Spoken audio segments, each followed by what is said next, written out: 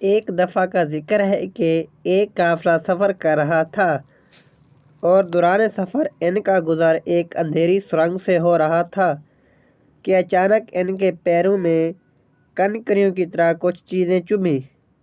اس قافلے میں شامل کچھ لوگوں نے اس خیال سے ان چبھنے والی چیزوں کو کنکریاں سمجھ کر اٹھا لیں کہ ہمارے پاؤں میں لگی ہیں، ہمیں تو تکلیف پہنچ گئی، کسی اور کو نہ لگیں اور ان کو کوئی پریشانی نہ ہو، اور نیکی کی طرف اٹھا کر جیب میں رکھ لیں۔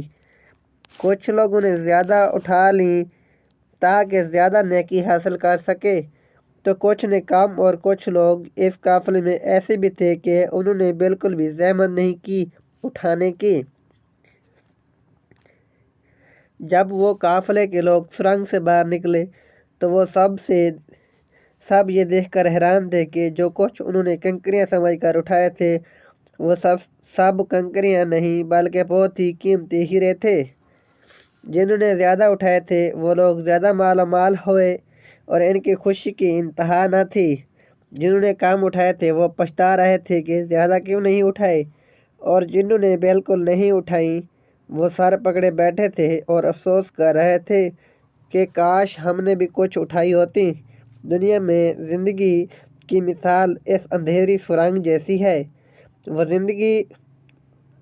وہ اندھیری سرنگ ہے اور نیکی ان کنکریوں کی طرح جو بظاہر مشکل تو لگ رہی ہے، ہمارے پیروں کو چبھ رہی ہے، لیکن اس کا اجر بہت بڑا ہے۔